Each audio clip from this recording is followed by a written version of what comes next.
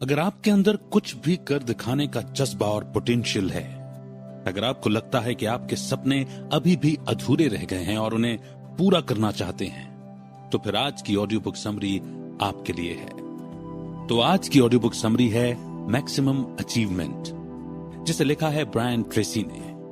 Brian Tracy एक मशहूर motivational speaker और ऑथर हैं। उन्होंने सेल्फ हेल्प पर 70 से ज्यादा बुक्स लिखी हैं। वे ब्रायन ट्रेसी इंटरनेशनल कंपनी के फाउंडर और सीईओ हैं। ये company leadership, sales, personal development जैसे टॉपिक्स पर ट्रेनिंग देती है। ब्रायन को पब्लिक स्पीकिंग और मोटिवेशनल स्पीकिंग में 40 सालों से ज्यादा का एक्सपीरियंस है। तो फिर बिना देर किए शुरू करते हैं आज की audio book summary maximum achievement by Brian Tracy. Introduction. क्या आपको लगता है कि आप सक्सेसफुल बनने के लिए ही पैदा हुए हैं? बड़े बड़े ख्वाब देखते हैं और अपने दम पर अपनी मंजिल हासिल करना चाहते हैं।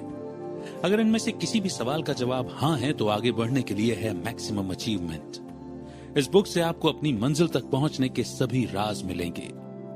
ब्रायन ट्रेसी की मदद से आप अपने सपने पूरे कर पाएंगे। सपने चाहे शादी के हों, बड़े घर के या एक अच्छे करियर के। ये बुक उन्हें साकार करने का एक मैनुअल है। अपनी जिंदगी को बनाएं एक मास्टरपीस। ब्रायन कनाडा में पैदा हुए थे। उनके माता पिता मेहनती होते हुए भी पैसों की तंगी से परेशान रहते थे। उन्होंने ग्रेट डिप्रेशन का समय भी देखा था। ब्रायन हमेशा देखते कि दूसरे बच्चे अमीर थे, अच्छे कपड़े पहनते थे, वे क्लास में डांट भी खाते थे। 16 साल की उम्र तक उन्हें लगने लगा था कि कुछ लोग बाकी लोगों से ज्यादा अमीर क्यों होते हैं। आने वाले सालों में ब्रायन ने अपना हर सपना पूरा किया। 80 देशों में घूमे, $1 मिलियन कंपनी में एग्जीक्यूटिव बने और तो और यूनाइटेड स्टेट्स के प्रेसिडेंट के साथ खाना भी खाया। उन्हें एहसास हुआ कि सपने पूरे करने के लिए मन में विश्वास होना चाहिए। ब्रायन ने सफलता के 7 मंत्र बताए। ये 7 मंत्र इंसान की खुद की खुशी और सफलता के लिए जरूरी हैं, और उनमें सबसे पहला है मन की शांति। मन की शांति के बिना बाकी सब बेकार है। सफलता के लिए ये सबसे ज्यादा जरूरी है, और इसके बिना गुस्सा, डर, अफसोस और चिंता जैसे नेगेटिव इमोशंस मन में आते हैं। दूसरा मंत्र है अच्छी सेहत, यानी हेल्थ और एनर्जी। अगर सेहत अच्छी ना हो तो सफल होने का भी कोई फायदा नहीं है। तीसरा मंत्र है प्यार भरे रिश्ते, जो हमारे लिए मायने रखते हैं और जिनके कारण हमें खुशी मिलती है। सक्सेस के लिए चौथा मंत्र है फाइनेंशियल फ्रीडम, यानी इतनी दौलत होना कि आपको अपने खर्चों की चिंता ना करनी पड़े। ये चौथा मंत्र होते हुए भी मन की शांति, अच्छी सेहत और प्यार भरे रिश्ते बनाए रखना बहुत जरूरी है। पांचवा मंत्र है सही पर्पस और उसूल। इससे जीवन को नए मायने और नई दिशा मिलती है। छठा मंत्र है सेल्फ नॉलेज और सेल्फ अवेयरनेस। इसका मतलब है खुद के बारे में जानना और समझना कि किन घटनाओं का हमारे जीवन पर कैसा असर हुआ। सक्सेस का 7वां और आखिरी मंत्र है आत्मसंतुष्टि, यानी ये एहसास होना कि आप अपने गोल्स को पूरा करने के रास्ते पर हैं और बहुत जल्दी सफल होने ही वाले हैं। नियम कई तरह के होते हैं, नेचुरल और आर्टिफिशियल या इंसानों के द्वारा बनाए गए। नेचुरल नियमों को आगे फिजिकल लॉज और मेंटल लॉज में डिवाइड किया जा सकता है। फिजिकल लॉज प्रैक्टिकल एक्सपेरिमेंट से साबित किए जा सकते हैं, लेकिन मेंटल लॉज सिर्फ अपने एक्सपीरियंस से ही समझे जा सकते हैं। पहला मेंटल लॉ है लॉ ऑफ कंट्रोल। इसका मतलब यह है कि जब किसी इंसान का अपनी जिंदगी पर कंट्रोल होता है तो उसका आत्मसम्मान बढ़ जाता है। एलेनर रूजवेल्ट का कहना है कि हमारी मर्जी के बिना कोई हमें नीचा नहीं दिखा सकता, और ज्यादा कंट्रोल होने का मतलब यानी ज्यादा आत्मसम्मान। किसी सिचुएशन पर कंट्रोल करने के लिए या तो हम उसका सामना कर सकते हैं या उससे बच सकते हैं। दूसरा नियम है कॉज एंड इफेक्ट का। इसका मतलब हुआ कि हमारी जिंदगी में हर असर के पीछे कोई कारण होता है। तो अगर हम पर कोई बुरा असर पड़ रहा है तो हमें उसकी जड़ तक पहुंचकर उसे मिटा देना चाहिए। इसी तरह अगर हम पर कोई अच्छा असर पड़ रहा है तो हमें उसकी जड़ तक पहुंचकर उसे दोहराना चाहिए। जैसे गोल्फ खेलने से अगर आप खुश होते हैं तो उसे बार बार खेलिए ताकि आप खुश रहें। तीसरा नियम है विश्वास का नियम, यानी हमारा विश्वास हमारी सच्चाई जरूर बन सकती है। अपने सपने पर ही विश्वास नहीं होगा तो आगे बढ़ने की इंस्पिरेशन कैसे मिलेगी। चौथा है द लॉ ऑफ एक्सपेक्टेशंस। इसका मतलब है कि जिंदगी में उम्मीद से ज्यादा कभी कुछ नहीं मिलता। इस तरह हम पहले से ही अपना फ्यूचर जान जाते हैं। कम की उम्मीद रखेंगे तो जिंदगी में कम ही मिलेगा। पांचवा नियम है अट्रैक्शन का नियम, यानी आप जिंदगी में जिन चीजों पर ध्यान देते हैं वही आप तक पहुंचती हैं। म्यूजिक की ही बात करें तो देखिए, जैसे अगर किसी कमरे में 2 पियानो हों तो जो सुर आप एक पर बजाएंगे वही सुर दूसरे पर भी बजता सुनाई देगा। इसी तरह आपको अपनी सोच और भावनाओं से मिलते जुलते लोग जरूर मिलेंगे। छठा नियम द लॉ ऑफ कॉरेस्पॉन्डेंस है। ये कहता है कि बाहर की दुनिया हमारी भीतरी दुनिया का ही रिफ्लेक्शन है। आपके बाहरी रिश्ते आपके भीतरी स्वभाव के अनुरूप ही होंगे। बाहरी सेहत अंदर के थॉट्स के अनुसार ही होगी। जब हमारे मन के भाव पॉजिटिव होते हैं तब हमारी पूरी दुनिया अपनी जगह सही रहती है। आखिरी नियम the law of mental equivalency है। इसका मतलब है कि हमारे एक्सपीरियंस हमारे थॉट्स के बराबर ही होते हैं। यही विचार और भावनाएं मिलकर जीवन का सच बन जाती हैं। The master programme. 21 साल की उम्र में ब्रायन के पास नौकरी नहीं थी और वे एक छोटे से घर में रहते थे। ठंड का समय था और वे अपने घर से बहुत दूर थे। 31 साल की उम्र तक भी उनके पास कोई नौकरी नहीं थी और वो सबसे दूर अकेले रहते थे। इतनी मेहनत करके भी उनकी जिंदगी में बहुत ज्यादा चेंज नहीं आया था। ब्रायन को लगा कि वे अपनी काबिलियत का सही इस्तेमाल नहीं कर रहे हैं।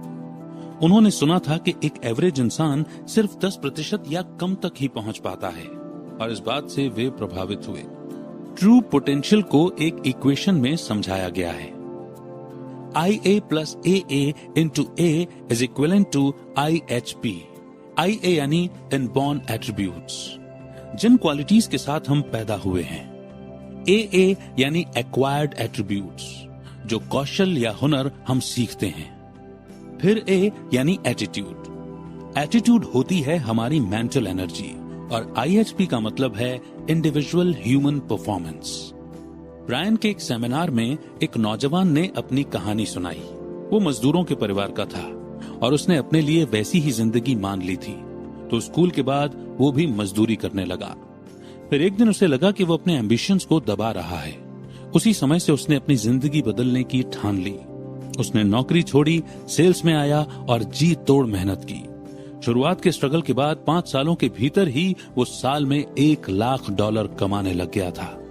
यहाँ सीख मिलती है कि खुद पर विश्वास होना चाहिए। इसे मास्टर प्रोग्राम कहते हैं। सेल्फ कॉन्सेप्ट के 3 हिस्से होते हैं। पहला हमारा सेल्फ आइडियल है। ये हमारा ऐसा आदर्श रूप है जो हम खुद बनना चाहते हैं। दूसरा हिस्सा हमारी सेल्फ इमेज, यानी हम खुद को कैसे देखते हैं। तीसरा हिस्सा है सेल्फ एस्टीम, यानी आत्मसम्मान। जितना ज्यादा हम खुद को पसंद करेंगे उतना ज्यादा हमारा आत्मसम्मान होगा। The master skill. इंसान गोल से ही जुड़ा है। पहले तो गोल तय करता है और फिर उन्हें हासिल करने में लग जाता है। देखना यह होता है कि हम कितनी लगन से उन्हें पूरा करना चाहते हैं। लोग अपनी जिंदगी में सुधार लाने के लिए प्लान्स तो बहुत बनाते हैं, लेकिन कोशिश नहीं करते।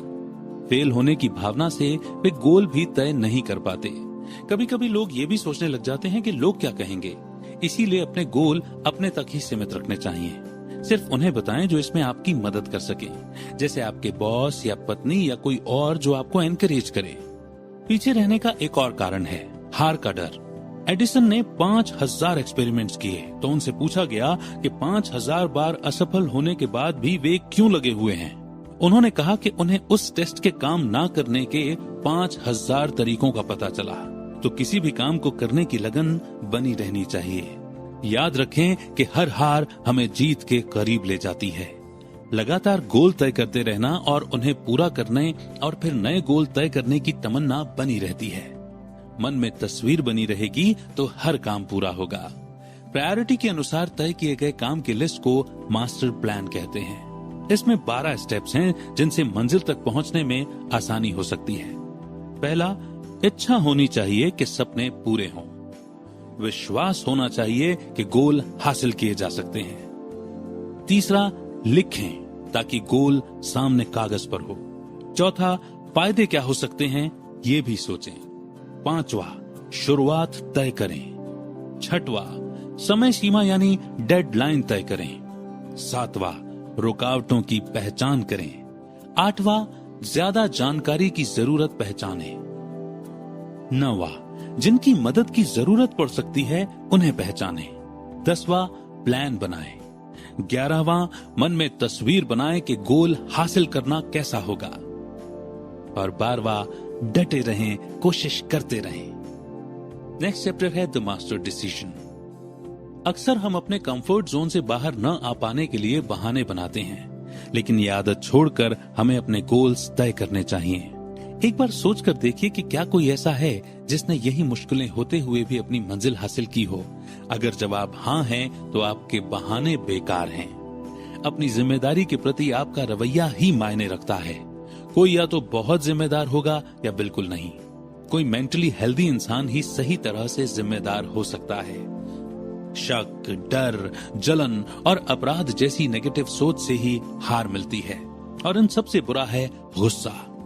इसकी शुरुआत होती है जस्टिफिकेशन से, जब लोग अपनी इस सोच को सही बताते हैं। अक्सर इस सोच से राजी होने वाले भी कई लोग मिल जाएंगे। दूसरा कारण है बातों को पर्सनली लेना, जैसे आपके साथ जानबूझकर कुछ गलत हुआ हो और सिर्फ आप पर ही इसका असर हुआ हो। नेगेटिविटी आती है बुरी आलोचना और नफरत से। इससे आत्मसम्मान भी कम हो जाता है। ऐसे समय में 3 लोगों को माफ करना चाहिए। पहले, अपने पेरेंट्स को।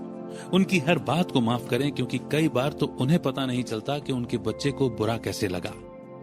दूसरा, हर किसी को माफ करने के लिए जरूरी नहीं कि आप उन्हें पसंद करें। और तीसरा, खुद को। अपनी हर गलती के लिए खुद को जरूर माफ करें। Mastering human relationships. अमेरिका में सबसे ज्यादा कीमती है सोशल इंटेलिजेंस, यानी लोगों से मिलने जुलने की काबिलियत। हमारी ज्यादातर खुशी दूसरों के साथ अच्छे रिश्तों से आती है। एक हेल्दी पर्सनैलिटी का मतलब है पॉजिटिव एटीट्यूड होना, दूसरों को माफ करने का स्वभाव होना और लोगों से आसानी से घुलना मिलना। बुराई करना बुरे स्वभाव का लक्षण माना जाता है। तो दोस्तों, इसी के साथ ही ऑडियो बुक समरी यहीं पर समाप्त होती है, लेकिन एक बेहतरीन कंक्लूजन देकर के जाती है। ये ऑडियो बुक समरी हमें सिखाती है कि कुछ भी दिल से चाहें तो उसे हासिल कैसे करें। ब्रायन ट्रेसी ने इस बारे में काफी डिटेल्ड इंफॉर्मेशन दी है और समझाया है। आपने मेंटल लॉज, कॉन्शियस और सबकॉन्शियस माइंड के बारे में सीखा। आपने गोल्स तय करने और धीरे धीरे उस तक पहुंचने की इम्पोर्टेंस को जाना। आपका गोल चाहे अमीर बनने का हो, दुनिया घूमने का हो, शानदार शादी करने का हो या वजन घटाने का, ये बुक हर तरह से एक गाइड का काम करेगी। उम्मीद करते हैं ये ऑडियो बुक समरी आपको बेहद पसंद आई होगी। कमेंट सेक्शन में आपके फीडबैक देकर के आपकी राय जरूर जाहिर करें। बहुत जल्द एक नई ऑडियो बुक समरी लेकर आपके बीच में फिर से हाजिर होंगे। रखिए आपका बेहतर ख्याल। जय हिंद, जय भारत।